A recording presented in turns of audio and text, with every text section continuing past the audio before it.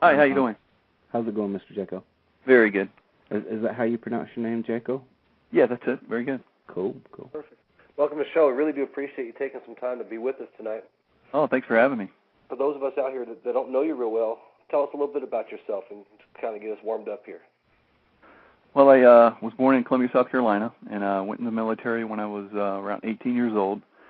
Went in the Navy SEAL team because it was a dream of mine since I was a little kid, and spent 24 years in the Navy SEAL teams. Went to SEAL Team 6, spent some time out there, which is kind of like the pinnacle of being a SEAL. It's kind of like the Delta.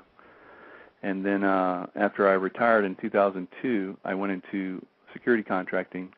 For the last almost 7 years, I've been overseas in different places like Iraq and Afghanistan. Before I ask you the first question, I would like to thank you for your service to the country. Oh, thank you very much. Yeah, same here. Mm-hmm. Thank you. So what is an intuitive warrior? An intuitive warrior is one that's connected with their higher self. Basically, you're pulling in information that normally we don't connect with on our normal daily basis. But as you go deeper into your intuition, you start to pull up more information. And what happened with me is I started to get information about attacks that were coming. It just kind of came to me. I just started to feel them. And then eventually I was able to actually visualize them and kept teams away from these attacks and stuff like that. And I talk about how my intuition actually developed to the point where I can actually stop attacks from happening now. So is this something that just came natural during the training? I was in the Army, but I didn't go through the same kind of training, obviously, as a Navy SEAL did, so I really can't speak to, the training. Obviously, it was much harder, and obviously it was, more focused on many different areas. Was there something in the training that triggered this, or is it something you just kind of came to you? I think the training definitely does trigger it for a lot of guys. A lot of people, everyone connects with their intuition during the day. I mean, if you have, and everyone's had that feeling that their loved one was going to call, and the loved one called, or a friend called, or you felt you thought about somebody and they just showed up at your door. So that's kind of like those intuitive prompts. But I think what really triggered it for me in a knowing basis was when I went through BUDS, and you're really pushed far beyond the physical realm. What we try and do in our training, SEAL training, is there's a particular week called Hell Week where you're pretty much up the whole week, and it's one intense physical activity after another. And I think being pushed really hard into that physical realm opens up that intuitive area for you. A lot of people don't really recognize that. In fact, I didn't recognize until much later in life that that's actually what was happening to me, but we do tap that. So how can we, as civilians that are not forced to go through a Hell Week, how can we learn to? I would imagine it's a process of quieting the mind, quieting the voice of the internal chatter, and to be able to hear. Absolutely. Mm-hmm. How do we do that? I think the first thing you connect with is just being aware that intuition exists, that every one of us has intuition, that we're connected with it at all times throughout our day and night, really. And the second thing was, like you're talking about, stilling the mind.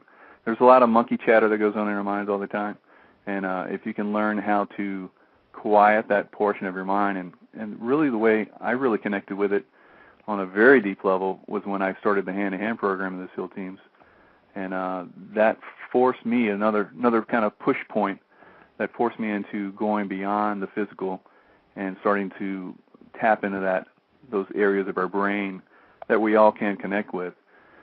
The creative part of our brain, the right side of our brain, is where the intuition lies. And if we can learn how to shut down the real hardcore analytical beta-dominant brainwave patterns, we can start to tap those alpha waves, which is something I talked about quite a bit in the book. Then you can actually pull those intuitions in. I read somewhere, and I wish I had it off the top of my head. I read so much stuff, and there was an MIT scientist that tried to describe the different psychic parts of the body. It was his theory people typically were more drawn to either feeling or hearing or seeing rather than being able to do all three. You mentioned earlier that it was kind of like this really intense gut feeling that eventually evolved into, you being able to see and then plan and then actually make moves and decisions based on your intuition. Again, was it the training that forced you to get better with it, or was once you realized you were consciously doing it, did that help you along getting better? Like I said, I think the training really pushed me in that direction, but I think that anyone can touch that. The MIT guy you're talking about, I think that he came up with a book called You Are Psychic, or You Can Be Psychic.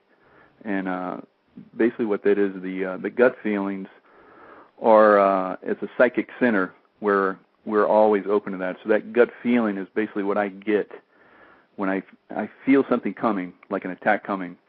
Like just recently, I was in a part of the world where there was a lot of attacks coming, and there was nine days straight in this one city before I got there. And before I got there, I knew I was going to the city. That was part of my itinerary, and I got these feelings, these gut feelings that attacks were going to come, more attacks were coming. So then I started to visualize.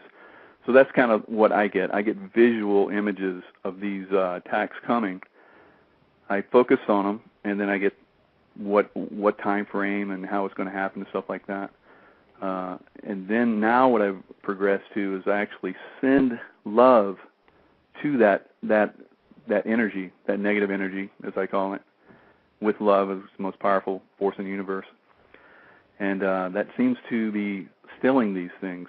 Seems to be sending out energy because our thoughts are energy, and when we send out certain thoughts, we can affect our environment, as quantum mechanics or quantum physics talks about. So that's pretty much what I've been doing over the last several years. The first chapter in my book, I talk about how this amazing, thing happened to me where we were traveling down this road in Iraq. It was very, very heavily bombed road. I mean, every day you'd drive down this road, there'd be bombed out vehicles and burning vehicles every single day. And sometimes they shut the road down. We could hear these big booms, and they shut the road down so we couldn't travel. And then they'd open it back up, and we'd travel on these roads. So one day I learned another skill while I was in the military. It's called remote viewing. And before I would go down these roads, I would remote view and make sure they're safe. Well, over a year's time frame, I've been up and down this road, and I think like 7 or 8 times this one particular day we were traveling it quite heavily. And I just kind of got in that zone where you kind of forget what you're really doing, and then I realized we're in a kill zone. We're on the road, and I knew that an attack was coming, and I got this overwhelming feeling to send out the thought of love, and I'd gotten these intuitive hunches before, and I learned how to listen to them, so I just started sending out the thought of love, like every cell in my body was sending it out. Then I get the feeling that we're out of this kill zone, and we got back to our compound, and we found out the vehicle had left right after we had left and passed through this danger area that I knew we were going to get hit at, and they had gotten hit by a rocket. So that kind of started for me the ability to actually send out the thought of love and create like these bubbles, these waves of energy that would, as I've been told, they kind of like put bands around those that would do, negative stuff. So it's worked pretty good. I've actually going in the cities that were, like I was just talking about, were very heavily attacked, and put out these thoughts like a bubble around this whole city, and no attacks would happen, even though threat reporting was coming in that the attacks were coming.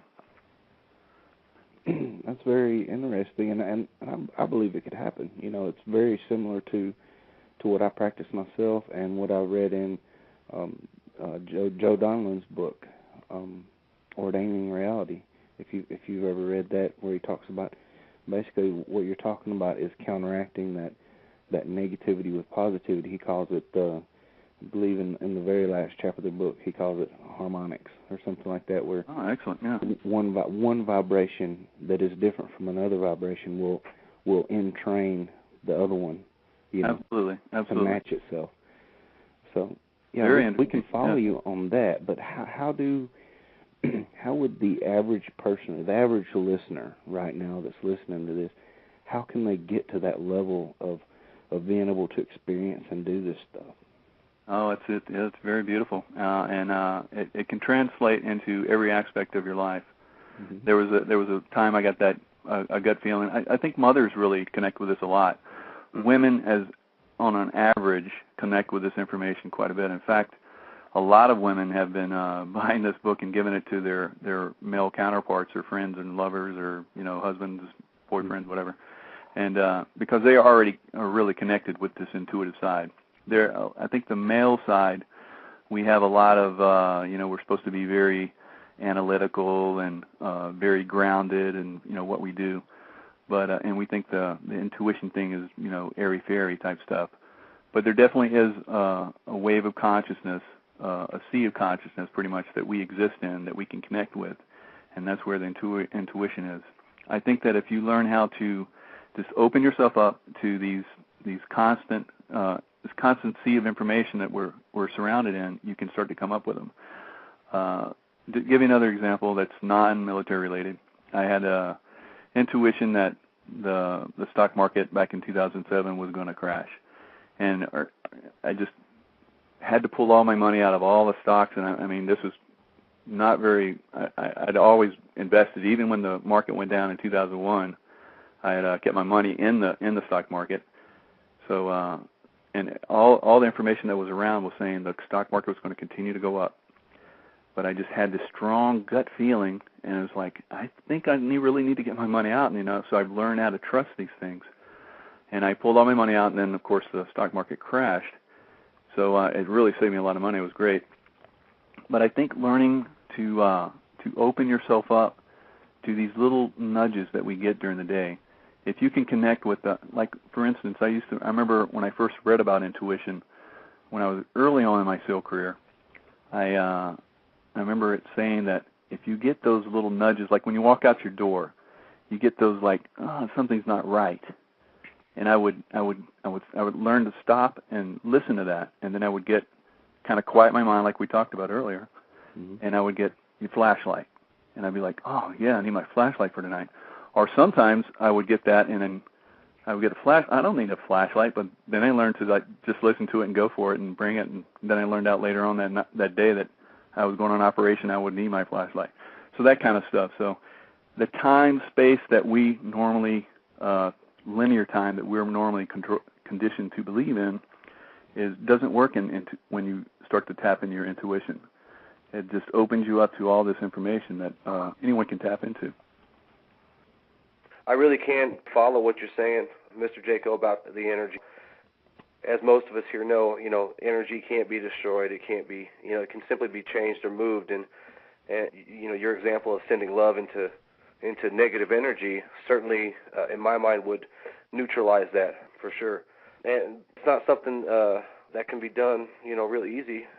As you said, you've spent many years just practicing and just experiencing this. But let me ask you, I've been around a lot of military guys, and some of these guys, they're tough guys, right? Right. Yeah. They're real tough guys. You can't tell me none of this mumbo jumbo. How did you get some of those guys to open up? I was reading at your website. You talk about some of your compadres and your companions, and you were able to get them to kind of open up a little bit. How tough was that, getting these big, tough macho guys to do that? Well, it is a challenge sometimes, and I've talked to a lot of guys that just don't open up. And in fact, I didn't open up about it for a long time, but over a period of time, people started to see that they were starting to ask me. They said, "How is it that you seem to know, when not to go, and then there's these attacks, and we should have been going out the gate during that time frame, and you just saved all of our lives. How do you keep doing this?" So I just started, sharing it with a few people. And then it just became everybody knows about it now that I work with. So it's kind of an accepted thing. Right. There's even guys that say, I totally don't believe in how you're doing this, but you're right, so I'm going to listen to you. And that's great. Yeah. If you can get to that point, anyway. That's beautiful. But yeah, I think a lot of us warriors are, and I say, warriors, but I think everyone goes through this warrior archetype at one point in their life. Once you learn how to quiet that little monkey mind, and what I've gone through, I talk about in the book, is I went through a period of time where I spent like 4 days in the wood, a vision quest, and I basically did the little death, and I learned how to co-opt my little ego, and I learned that it wasn't in control of my life, that I was. And so that kind of was a major shift for me. So I think throughout time, and you can instantly, I don't care who you are, you can instantly start using your intuition, just becoming aware just be open to the fact that it exists. Like I said, the one guy was like, I totally don't believe in it, but I know you're doing something, so I'm just going to listen to you. So that's the kind of openness that I can accept. But some guys are really, I think a lot of guys are opening up to this more than I've ever seen before. I'd say early on in my career, it was completely, you just didn't talk about it. Right. Midway in my career, and I'm talking like, I've been around 30 years now, so I'm talking about maybe 15 years ago, there was a little bit of gap starting to happen in some people. And there are a few of us that would talk about, abilities and stuff like that, like telepathy. You work with guys long enough. When you first start working with guys, or anyone really for that matter, no matter what capacity, you start to click with them over a period of time. When you first start working with them, you have to do all kind of sign languages and communications, like when you're walking in the woods with patrolling and stuff like that. I'll use that example. And then eventually you get to the point where no one's making any sign language and everybody just knows what everybody's doing. And I eventually got to the point where, man, we're talking in our heads to each other. And guys being open to that, guys would, when I first brought it up, guys would be like, "That's crazy." And then I would, do something. I would read their mind or whatever, and say, "Yeah, you just thought that," and they're like, "Whoa!" And then it starts opening people up. Hey, maybe there's something to this. Yeah. Yeah. So when people start seeing that this is a reality, when I physically show them, when they see the results of what I've been doing, and other people start opening up, it's like, you know what? I had a feeling about that too. And it's like, that's it. That's when you want to start listening to that. And then, towards the end of a trip, I'll be over like a couple months or whatever. Towards the end of a trip, everybody's talking about, oh, we're connected with this stuff. We're starting to feel all this stuff, So that's what we want to see. We want to see people just open up to the fact that it does exist, and then start to listen to their little promptings. And then once they start to touch on their little promptings, then to build on that. We have a comment from the chat room where I think it was Tracy Joe said that maybe life has become too easy, and it's making people dumb down their senses to where they actually don't even they don't have to access these intuitive hunches to survive anymore. That's why we're being dumbed down. Would you agree with that? Yeah, I do agree that a lot of things are controlled for us. Our education, everything in society is controlled. Everyone wants our power. I think learning to tap your intuition is basically taking your power back, and really a lot of institutions don't want you to do that. Mm-hmm. So it's kind of a leap of faith, so to speak, to start to do these intuitive things. Mm-hmm. And but once you start to tap it, the power it gives you, the control that it gives you, the knowing that you're connected to something much more than just this physical realm. It's very enlightening, very empowering. It's amazing. It's a very good feeling. That was a great question, actually. That comment by Tracy Joe really points to a lot of things going on around us right now. We all just want to float around on autopilot. Sure. And then we wake up and now we're pissed off about everything, but everything has kind of happened the way we made it. We designed it. Yeah, that's true. If we just kind of drift through life, we get what we get. But if we start to direct our thoughts, then we're going to start getting what we want for our thoughts too. Mm-hmm. Absolutely. So, if I may, I'd like to focus in on the feeling itself, the intuitive moment where it happens. What I would imagine that, and what I have experienced in the past is a nagging feeling where you're just going about your business and you have this idea. It is an idea, but it happens on a very subtle level, and I can explain that level by talking about the feeling of the memory of a dream when you first wake up. When you were inside the dream, it was very clear. Everything was vivid. You knew exactly what was going on, and everything made sense. Even if it wasn't logical, it made sense. Absolutely. But as you start waking up, what happens is called verbal overshadowing. Mm-hmm. And that's where your logical mind starts taking over, and you start trying to place stuff. So that nagging feeling is slightly obscured by a little bit of verbal overshadowing, to where it's not really a dominant thought in your mind. It's just kind of a wisp that just kind of runs through real quick. And if you don't grab it by its tail, you really won't take it apart and understand what it means. Is that about right? That's absolutely right. Kind of the verbal overshadowing you're talking about, kind of like the monkey mind that, or the egoic self that always wants to be in control. Yeah. That's the thing that shuts down our intuition, or doesn't let us tap into those dreams that are basically trying to show us some stuff that can benefit us. Okay. I think that if you learn how to relax, and the same thing when you're coming out of your dreams, if you learn how to, you remember if you get up and like go to the bathroom and you go lay back down and you're like, okay, and you go back in your dreams, it's kind of the same thing. If you learn to relax your mind when these little naggings, like you were just talking about, that's a perfect description. The little nagging start coming up, and that little nagging or that little tightness in the gut that I get is time for me to just like slow down and just open my mind and ask, what are you trying to give me? And then I'll get a flood of information. So that's perfect. Very good description. Oh, thank you. We were talking about earlier how some of the macho guys, we'll just call them the macho guys, they this guy, I don't know how he's doing it, but he's got to be superhuman or something. As you've taught this to people over the years, I just assume there has to be people that have come to you and said, please show me how to do this. Please teach me how to do this.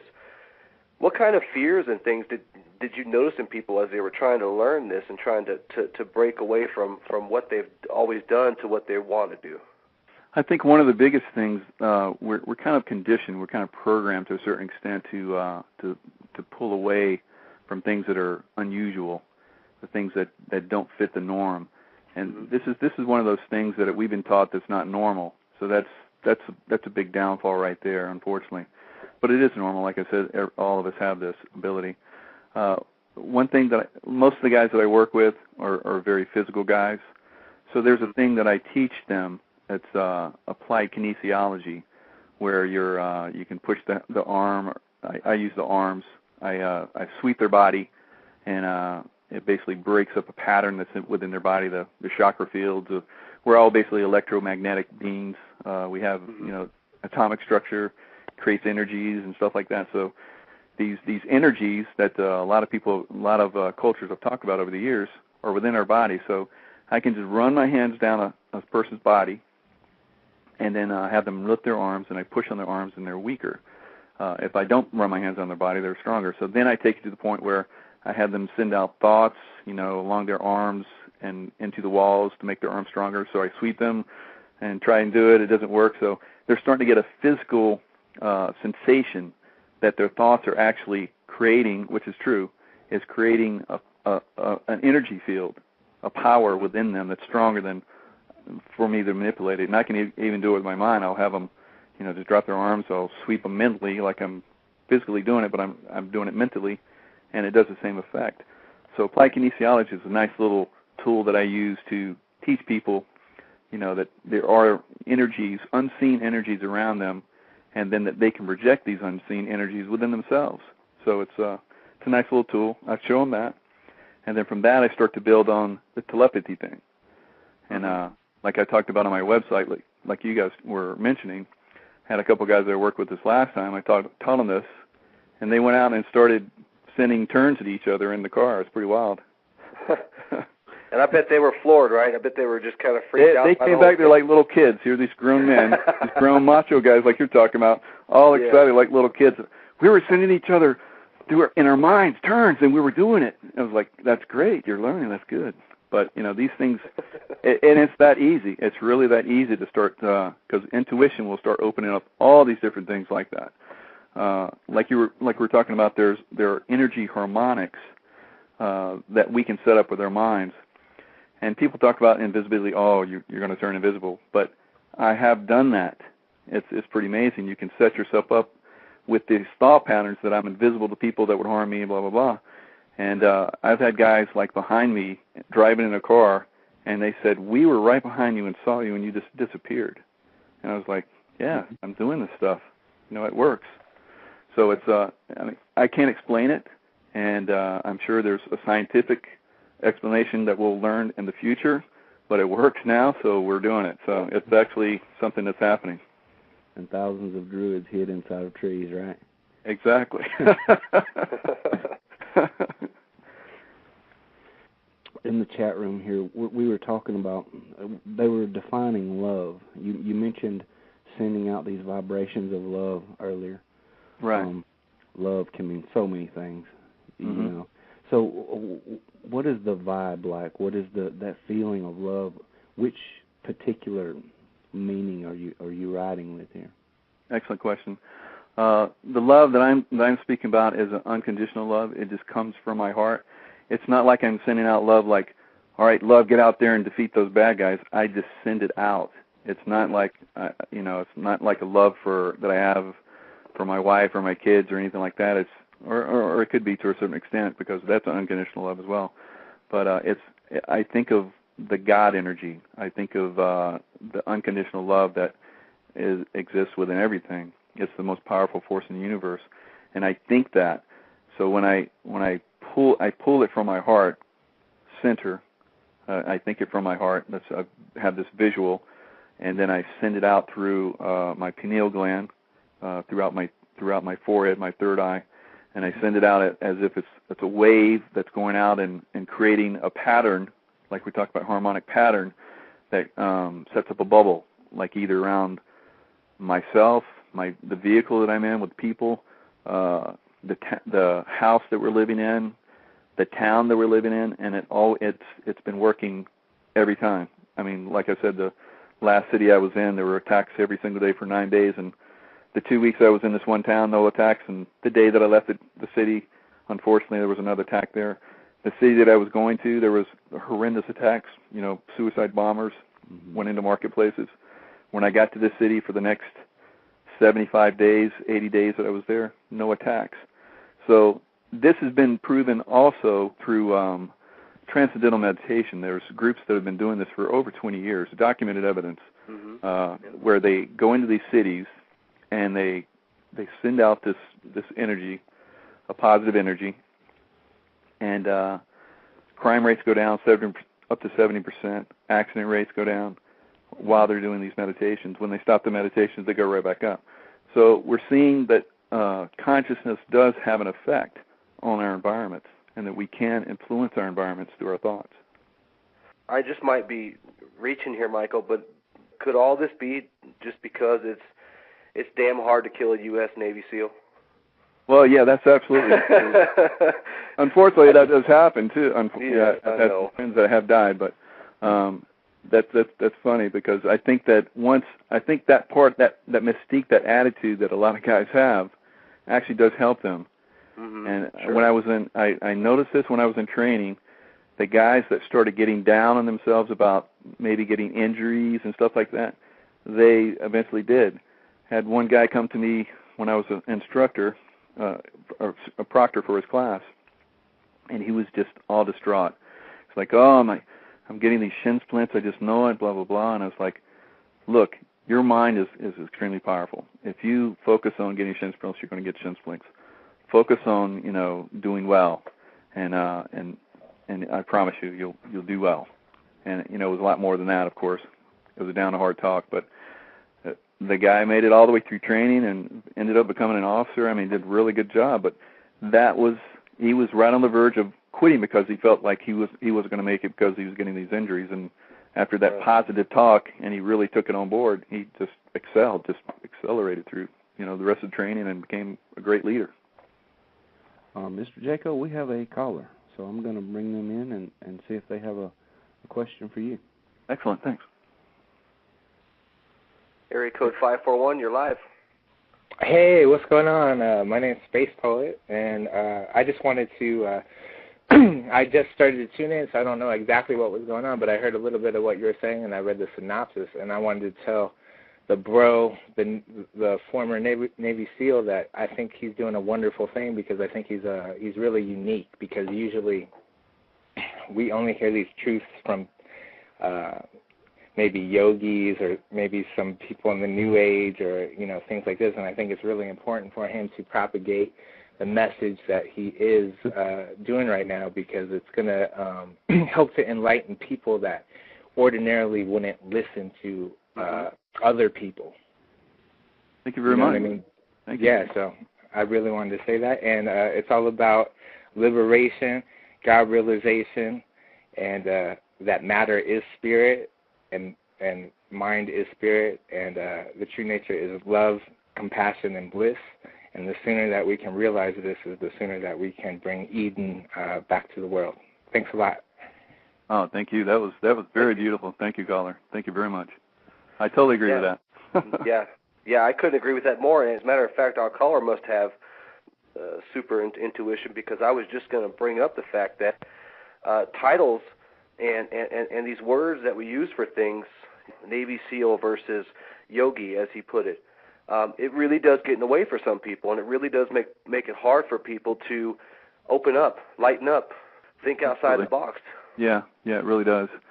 And I hope I will appeal to a lot of people. Like you said, there's a hardcore group out there that's going to be they're going to be a hard nut to crack. But I think as more people start to take on this information and start to apply it, because it's amazing information, and can bring more of our troops on and get us out of these wars, I believe, then I think it's going to really take off. I hope so. We have a question from the chat room that sounds pretty interesting. They're curious as to how the government handles people that attain these gifts somehow while they're going through training, or how do they treat you once they know? I've never had any problems whatsoever, and I never heard of anyone else having any problems with it. They've treated me just like anybody else. Mm-hmm. There is, like we talked about the macho crew that kind of like tries to shut people down that are outside the box, but that's becoming a lot less that I have noticed.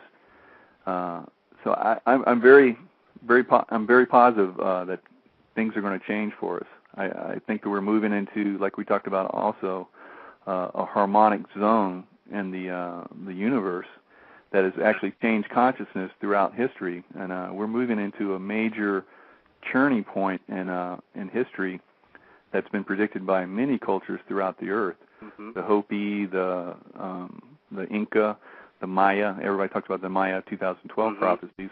Yep. And they basically say time is going to end, but time is not going to end like the world's going to end. Time is going to end as we know it now. We're going to become more enlightened. We're going to become like the Incas say, human spiritus. I think right now we're called Homo sapiens. We're going to be Homo spiritus, is what they're saying. Mm-hmm. So I totally agree with that. I think that we're moving into a zone in the universe that's going to bring in these energies, and I think it's already starting to happen now. Yeah, it sure is. All these different planets in our galaxy are all lighting up. There's more light on them. There's pole shifts happening on some of the planets. It's not just our planet that's heating up.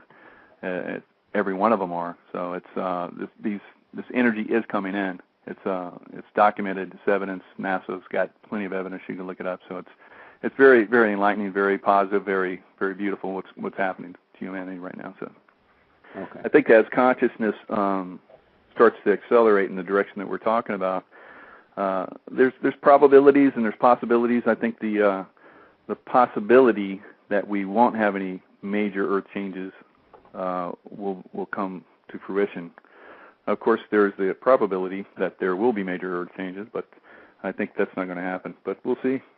I mean, if consciousness does rise to a point where it won't allow that to happen, which just kind of like what I'm talking about now, where I go into these areas and stop these negative things, I think it's going to be a beautiful experience.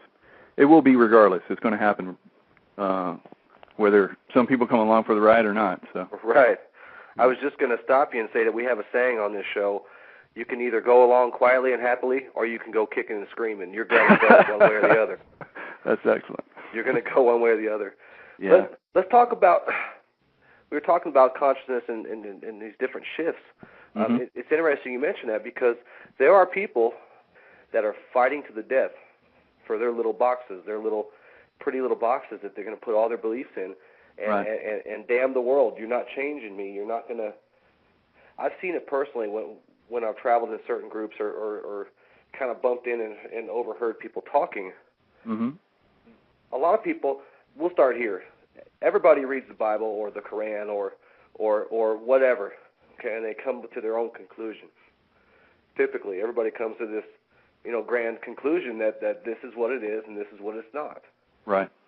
When you're teaching this kind of thing, I've noticed personally that people take issue.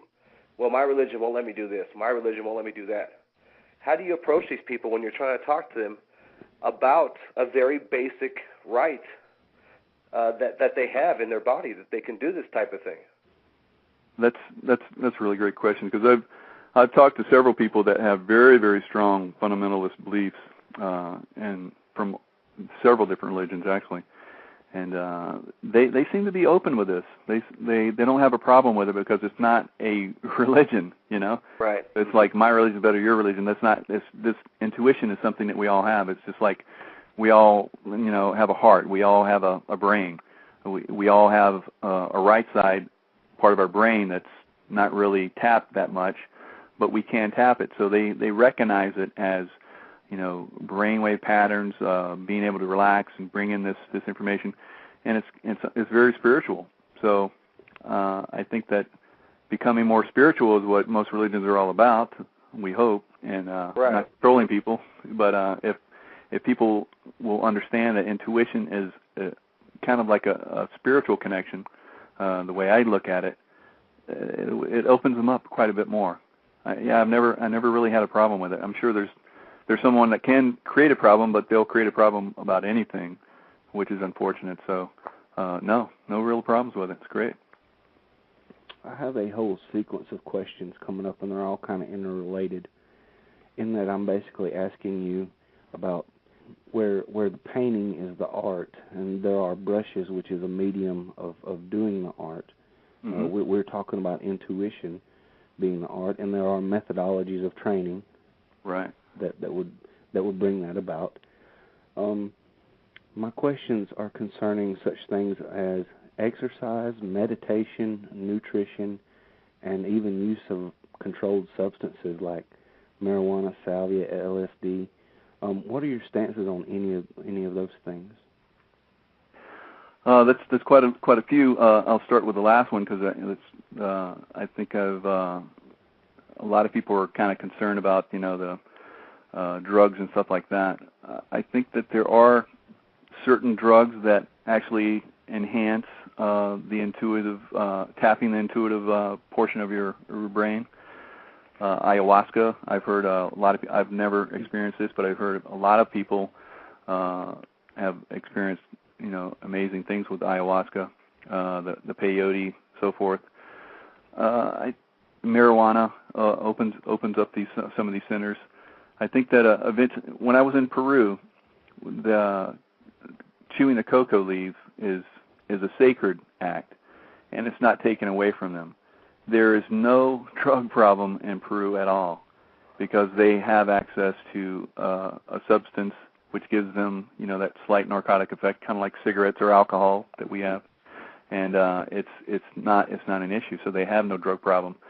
I don't think that anyone should do this. It should be some of these are sacred drugs, and they can have some problems for people that are not mentally correct, I guess.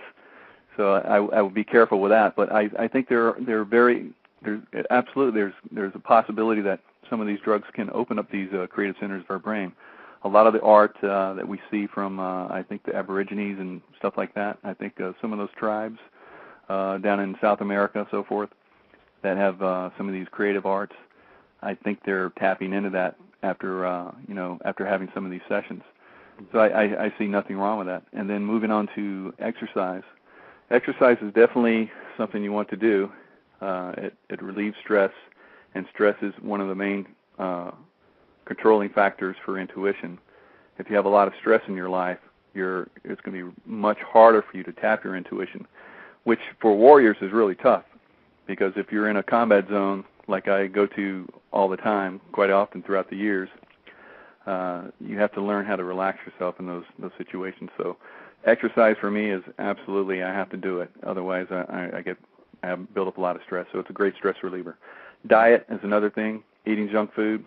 One of my saying is, if somebody hands it to you from a window, don't eat it. So it's you have to be able to eat really good foods, good wholesome foods. I think a lot of foods that we're eating now have a lot of negative connotations for our bodies. The good, fresh foods, fruit salads, good lean meats and stuff like that. I eat a lot of fish and lean chicken, stuff like that. Pretty much got away from red meat. But I think that also has an effect, because that will stress your body out as well. Good sleep, get enough sleep.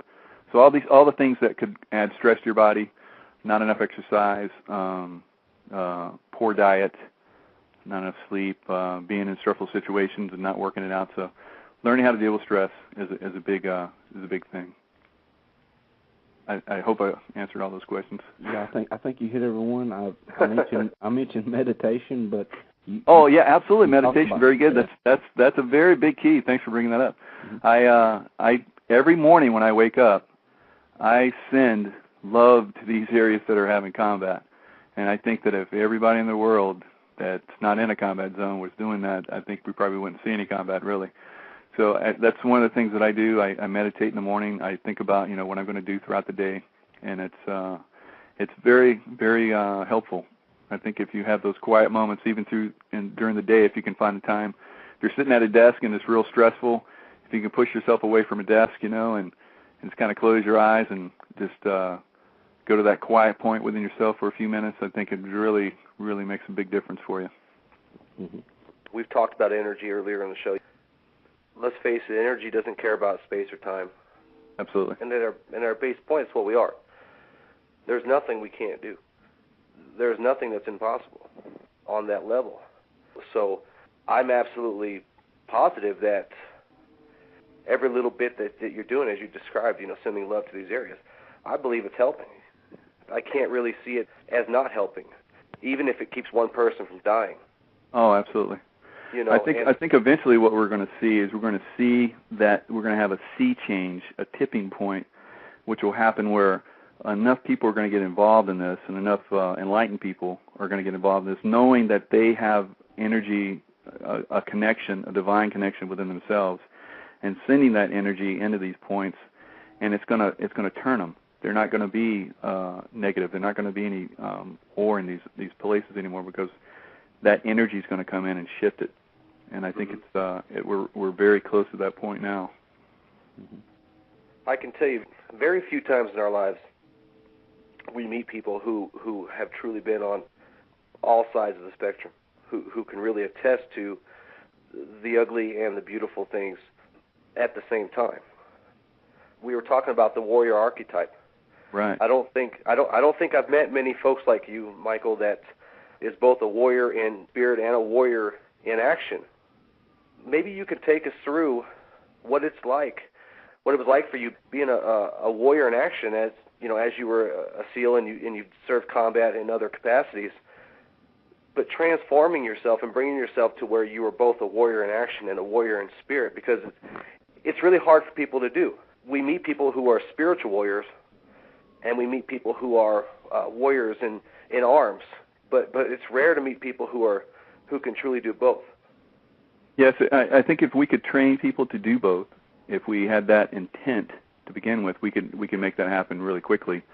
It took me a long time of being a warrior, getting to the point where I was like, this is crazy. I think every warrior you first you go in, you're all gung ho. You want to kill the enemy and so forth. You want to be the most ruthless thing that they've ever seen, and then eventually you get to the point where they're no different from me. You really start to see that, and I've seen that everywhere in the world. I've traveled all over the world. I've been in many combat zones, and a lot of the people look at Japan, look at Germany, I mean, we were fierce enemies at one time, and you can go to those countries now. There's no problem. They come to our countries. There's no problem. These wars are crazy. They're being, drummed up by people that are. We're not even going to go there, but so let's stay on the subject.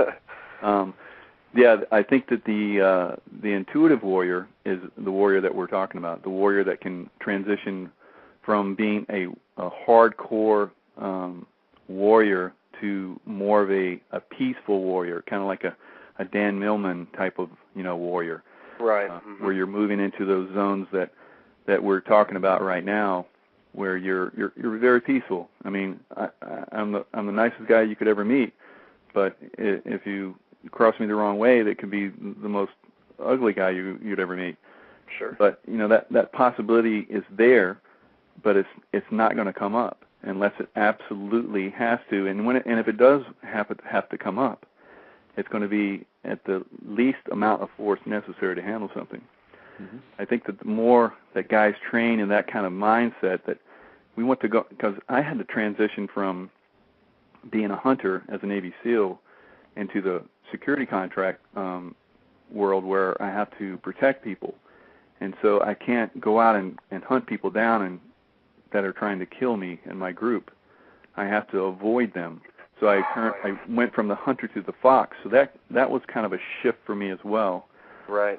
Those guys, we still do, unfortunately, need those people in our communities, the sheriffs, the police that protect us. There's still that element out there that's, no matter how positive that we can get, there's still going to be that element that's going to affect us in a negative way, unfortunately. And the same thing in these combat zones. You can't just go in there and say we're going to be kumbaya and the bad guys go away. We right. want to move in that direction, and as we start to train people, I believe, and open people up to the possibility that can happen. And I think, like we were talking about, people are getting tired of these wars. I mean, it's going on and on and on. Yeah. Mm-hmm. So I think we're moving in that direction. So I would say that if you can open yourself up to the possibility, that's the first step. And then we can start training our people to be intuitive, to to love everybody. There was a time where I was getting mortared every night for almost a month, and every time we'd move out of our compound, people would try to shoot us. It was very frustrating. Mm-hmm. And I remember waking up one morning, and we'd only get like a couple hours of sleep every night because we'd have to get up on the walls and like shoot back at people that are shooting us. So it was very frustrating. I got up one morning and I was like, I can't. How am I going to continue doing this? But I was a leader, this large group of people, keeping a lot of people safe, a lot of pressure. And I just got up this one morning. The birds were chirping, the sun was coming up, and I was just relaxed, and I was like, it's just grateful to be alive. And I think learning how to have gratitude in your life opens a lot of doors for you, and it settles everything down. So teaching people how to be grateful for what they have, even the guys that are in combat. I never had a negative feeling towards the people that are trying to kill me because I just felt that they were, swayed in the wrong direction. It's not natural to kill another human being. Sure. So sure. I'm sure it feels real ugly to try. Mm-hmm. Yeah, absolutely. And so all these people that are trying to kill me, I have no ill feelings for them. I send them love just like I, send everybody else. It seems to be having an effect. So that's something that if we can get all of our soldiers to do, I think it would be amazing. That reminds me of a scene out of the movie Troy, where he goes outside the tent. Right. Puts the quarters on the guy's eyes and calls him brother. Right. After he had killed him. I didn't understand that scene until just now. Oh, good. Yep. I have a candy-coated question, and I call it that because this is the kind of question that usually people that are just looking for power ask. But I have an experience in the past where I pulled into a convenience store, and there was a bird walking on the ground.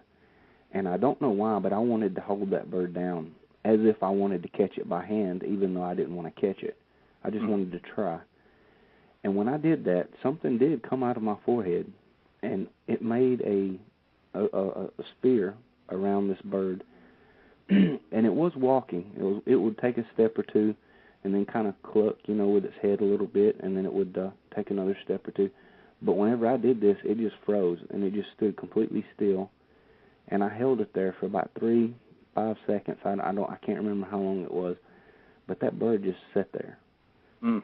And I saw this bubble around it. It was made out of bands, just like you say, and the bands were colored kind of yellow, orange, red, and they were changing color and moving. But is that what you're talking about, or is that just kind of a daydream kind of thing? No, that's fascinating. That's exactly right. Okay. Very good description. So when I've actually had visions of people coming in to do bombings, and I can remote view, like I said, so I remote view them coming in because I had this feeling that we're coming in. I alerted everybody. I was just kind of on a roll for this one period of time where a week out I was predicting bombings up to the like minute and where they were going to be and stuff like that, and everybody was like really impressed. They were like, "Where's the next one coming?" And this was like there had been 2 horrific bombings, and I said the next one's coming to where we live. So that got everybody's attention pretty good. And so we moved everybody out and put up, a lot of police protection, military, so forth. But I could still see this guy. This guy was going to make it in because they didn't do all the things that I told them to. They need to make some barricades, and they didn't do it because they, it's hard to get people to do some things sometimes. So anyway, this guy's coming in with his car bomb, and I remote viewed him. I saw him coming, and I was like, I know we all have free will. So to go against someone's free will, unfortunately, can boomerang on you, which I've found. That's another story. But so I just kind of started sending him love. I was reading his thoughts. He was thinking, I believe in what I'm doing, but I never had a wife, and I always wanted kids, and so forth. This was a Middle Eastern man, a young man. He was like 18, 19 years old. Usually you get the young guys to do this. They can brainwash them, unfortunately. And so he was coming in with I could see the car he's driving. I could see the bomb in the back, everything. So I just started sending him love for like 10 or 15 minutes, just meditating, sending him love, trying to connect with his brain, saying you can have this life. You just have to connect with the love. And I saw him. He turned, and he stopped. And he's like, I'm not going to do it. And he started turning around. And these bands that you're talking about, I could see that they were all around this car, and they're just holding him. And the love was coming in, and it was really affecting him. It changed him completely. So I totally believe that he never, ever became a car bomber. And he probably left the organization and went out and got himself a wife. Good for him. So, yeah, we can affect our environment like you're talking about. And with animals and even with our friends, that's kind of a training thing that you can do, because animals are very sensitive to our thoughts, because we're kind of like a little bit more evolved than they are in certain aspects. So if you want to train with animals, I just swam with wild dolphins, and, man, they are so in touch. I was sending them energy, and they were coming up and they were looking at me in the eye, and it was, wow, it's pretty impressive. Whales, the same thing. I was sending thoughts to whales and seeing whales leap out of the water in Hawaii. It's crazy. So, yeah, animals are very connected with that thought energy, and we can start playing with ourselves, too. We can send thoughts to ourselves like these guys I was talking about, sending, turns to each other in the car. Kind of play with that. Build that intuition that way. We've been talking with you, and this is probably one of the funnest shows I've done in a long time. Oh, great. It's a great topic, and you've got a lot of experience to back up what you're saying. There's going to be people out there, and I'm sure, I know you've met them. It's all mumbo jumbo. It's all coincidence. Here at the Nice Awakening, we believe there are no coincidences. Things are done the way they're done. But let's get into your book. First off, what was the thing that drove you over the top that said, you know what, I'm going to write this book. Writing books are hard, but I'm going to write this damn book for people to come to and read. Yeah, that's a good point. That's a good point, because I never ever would have thought I would write a book in my whole life. A friend of mine told me, these experiences you're having, you should share them with people, and it kind of set with me for a couple of years, and I was like, he's right, man. Everybody could connect with this stuff. It doesn't have to be just a military guy. So I started putting some of these thoughts down on paper. My wife was a very influential part. I think the masculine and feminine, side of all of us, needs to be developed. And fortunately, I have a really good wife. She helped me out as far as pushing, not really pushing, but, kind of giving me a little bit of, support in that direction. And then I just started researching a little bit. I put something together and sent it to my book company, Book Pros, little excerpt, and they were like, "Yeah, this is great. Put the book together, and we'll do it." So that's kind of how it transpired. I even write in the book that when you're reading this, I have no idea how I'm going to put this book together. But if you're reading it, then I did it because I focused my thoughts on what I wanted and made it happen. And that's pretty much what I did. I just want to put out there real quick, Michael. Before the show, I attempted to purchase your book through Amazon, and you never believe what they told me. No, what? They're out of stock. People are buying this thing up like crazy. Great. Just real quick, are there any other places where can I go get this book locally at my house or at my town, or where can we find this thing? You can look at Barnes & Noble. Barnes & Noble carries them. All the major online places have them. Okay. When you go to Barnes & Noble, they'll have pick it up at the store. There's a little place where you can put in your zip code, and then click on Find a Store. And if you go down, it says in stock, then you can call them up. It's pretty cool. You can call them up and actually go pick it up within 30 minutes. So they have that little thing for you. It's not carried everywhere, unfortunately, right now. It's like I am a new author, and it takes a little while, but because the book's selling out the way it is. In fact, I'm going to a book signing tomorrow in my hometown here in Columbia, and they said that they don't have enough books for me, so I'm gonna take some books myself, to the store. Well, I think they better wise up and use their intuition because you're onto something here. I'm telling you, I am a critic of myself. I am very open-minded. I have studied so many different things, but I always study with a critical eye. Right.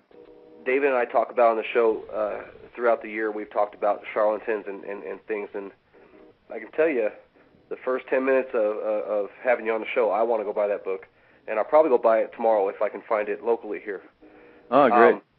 So we know how you came to the book. What is the reader going to get when I go get your book tomorrow? And I start reading it from the first page, what is going to grab me and bring me in? What is it that is most likely going to happen to me as I read this? It's pretty.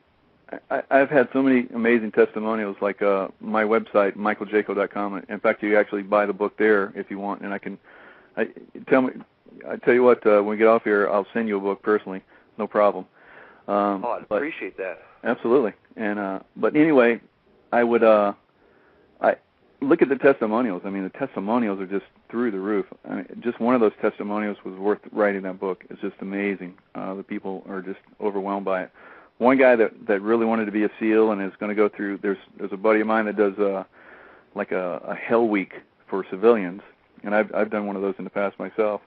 Taught one, and he's going to go through that. So he reads everything that he can to about SEALs. So he's going to go through this training.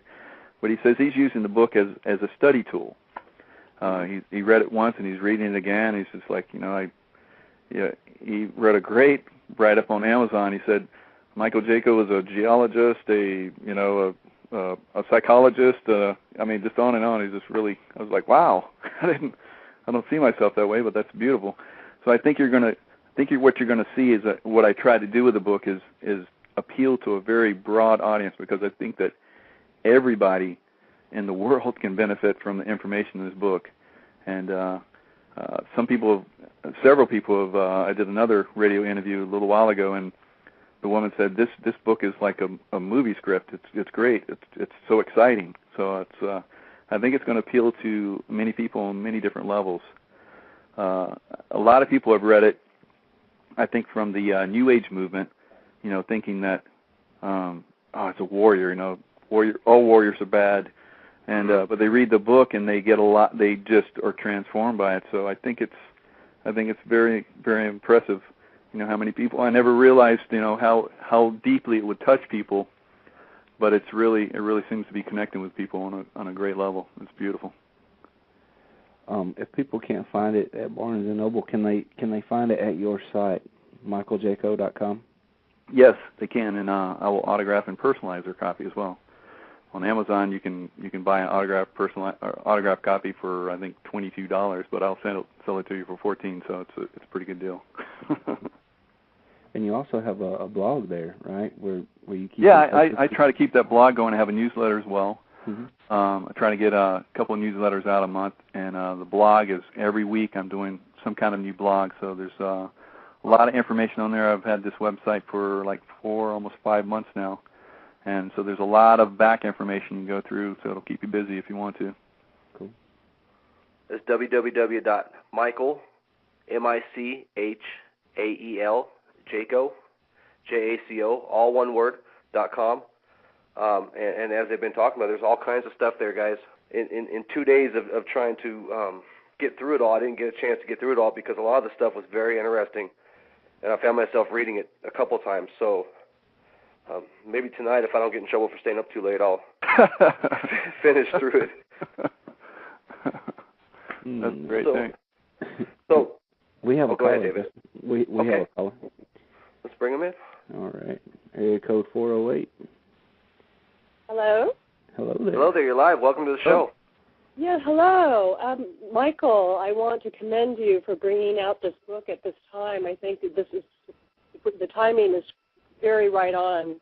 Thank you. What we're going through, and a lot of these, especially young men, not real young, right? My sons are into the spiritual world, but there's a lot of men probably in their 40s and 50s and maybe even 60s that are still asleep. So I think because they're more macho, I think Right. This is a wonderful book for them. You're kind of like an avatar, I think.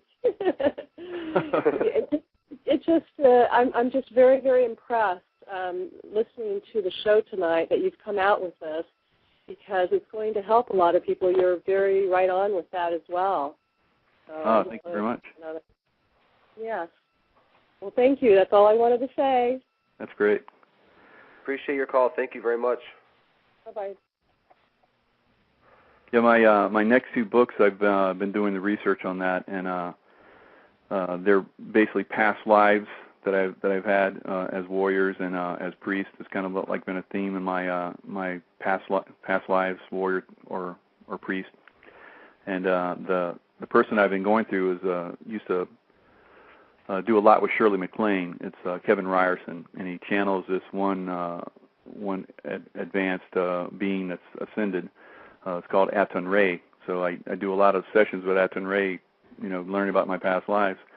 But he told me that you're no avatar. You want to make that clear. So he kind of deflates my bubble, keeps me in the zone, So he said that although you're moving into a new zone where you're actually these bands of energy, like you're talking about, band people up and stop it. He basically described it that way, and he said that you are moving into a new zone where you're going to actually start to make these peaceful places again, so that these energies won't come back in and disturb the area. So I thought that was pretty interesting. Yeah, past lives has always been something I've always been interested in, and it's kind of a running joke on the show.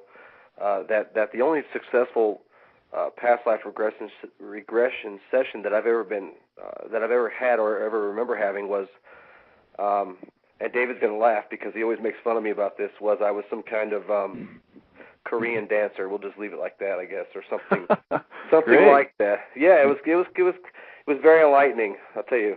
He was a cowboy. Excellent.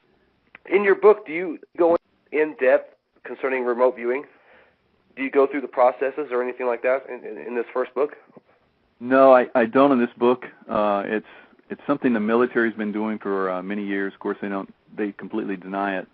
Right. There are remote viewers, and there's a lot of books out. And in fact, there's tons of courses you can go through that are former military remote viewers that have started their own courses. But the problem with the military is very, very scientific, very, very analytical, Right. They do not use the intuition. They're not using the love aspect within their, and that's not taking them as far as they can.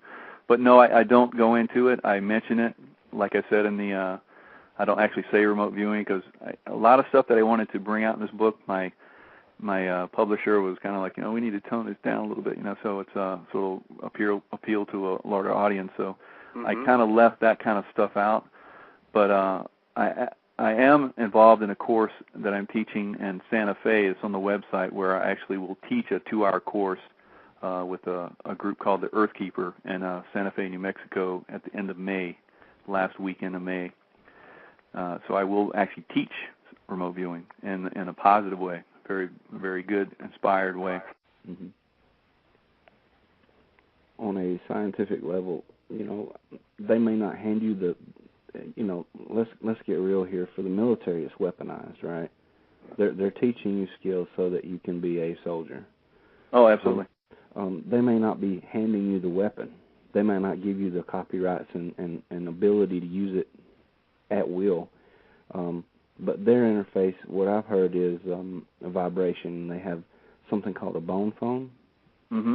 Did you ever experience anything like that? No, I actually was never taught by the military. I learned kind of on my own and through other groups, through a Native American group that I worked with for a while. Okay. They taught me a lot of different things, and that's where I did the Vision Quest and stuff like that. Sweat lodges. So that really spiritualized a lot of stuff that I was doing. That kind of put me in a different zone. Sure. So their scientific method, I've read quite a bit about it, although, and it's like you're talking about. They do use a lot of stuff that will induce a certain brainwave state. Mm-hmm. The alpha, theta, delta brainwave states, deeper brainwave states. You can meditate and go into those. That's what you're doing when you go into these deep meditations. You're bringing in these brainwave states, and that opens your creative centers. Your intuition comes through. All these different things come through when you learn how to do a really good meditation. Mm-hmm. I ask you that because that was kind of like a segue into asking you about binaural beats or the hypnotic tapes you can buy where this stuff is subliminal. Right. Do you have a stance on binaural beats? I believe it's very effective. I love the way some of these recordings with these great beats, or you put the headphones on and it takes you into these deep brainwave states that we're just talking about. So I think they're very effective. So if anyone can get hold of those and kind of it's create what we did when I taught the hand-to-hand course is we taught guys how to go. This was unbelievable. We taught them how to go into a totally new brainwave state that when you're in an alpha and a beta brainwave state at the same time, higher levels of it, you go into a gamma brainwave state, which really pulls in a lot of information. So I was teaching guys how to fight within a gamma brainwave state and hand-to-hand, and it was just unbelievable. So once you learn how to go into that state, I can go in that state instantaneously. So that's kind of what you're doing when you do the meditations. Mm-hmm. You learn how to find that point within yourself you can go to instantly, even under stress. So starting out with with a brainwave, patterning voices or music, whatever they use, can put you in those states, and then you learn how to connect with that at will. That's your goal. Mm-hmm. Hey, Michael, do you mind? I don't know if you know offhand the link to the show that you were on recently. We'd like to put that out there for folks to listen to also, because I have a feeling they're going to be disappointed as soon as we're done tonight, and they're going to want to listen to some more. So, yeah, there's some of them that are on my site. Okay. Bring them right off the top of my head. One of them was Soul. Let me see. I actually have my computer here. I'll see if I can pull something up. Okay, appreciate it. Sure. While you're doing that, I just got to say, I don't remember who mentioned it earlier. I believe it may have been you, or it may have been in the chat. Warriors get a bad rap. Warriors really do get a bad rap. Because when people think of warriors, they think of somebody that is only interested in killing or maiming or conquering. But in truth, for thousands of years, the earth has been inhabited by warriors that were not only highly evolved in the arts of fighting and protection and these types of things, but they were also highly involved in spiritually and highly intelligent. I think people forget that in order to be a good warrior, you have to be really smart. You have to be really quick on your feet. But you also got to know how to show mercy. You also have to understand compassion. And I think talking with you tonight really can help bridge that misconception with people, because, here we're talking to a guy, as you said earlier, is probably the nicest guy you'll meet. But if you really, want to go there, he can make your day really horrible too. Oh, absolutely. I think a lot of us are warriors are trained at a very basic level, and that's basically to train you out of fear. And I talk about that in my book, the difference between love and fear. I think that a lot of fear-based training creates a very negative warrior, one that will kill someone a lot faster than someone that's been around for a while and learns how to move out of fear, how to not control their fear, but move to a different place. I say that the opposite of fear is love, and if you can fight, believe it or not, out of love, like we talked about, I think that will transform a lot of the problems that we're having with warriors coming back with all these stress syndrome disorders. That's because they're taught how to kill. I mean, that's out of fear. So I think that's one of the biggest things that we could teach our warriors, how to what they're doing out of love. They're doing it out of compassion for the guy next to them, or woman, because there's a lot of women in combat now. Sure. A lot of women are being awarded incredible medals for fighting, incredible fighting. So it's not just the guys anymore. So. Right. I think that's bringing, which is great, because I think that's bringing some of that balance within warrior. A lot of people were very negative about having women come into combat, but I think that's been a very good thing that we had happen. I was on Voice America, Conscious Co-Creating with Peter Tung was one of the sites.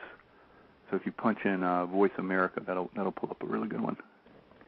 Going back to the warrior thing, Michael, I think a lot of people confuse a fighter with a warrior. And when I say fighter, I'm not talking about a boxing guy or a kung fu guy or a whatever, an MMA fighter.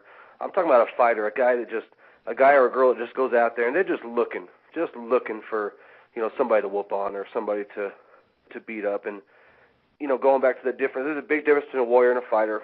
Again, a warrior understands what compassion really is and knows how to apply that.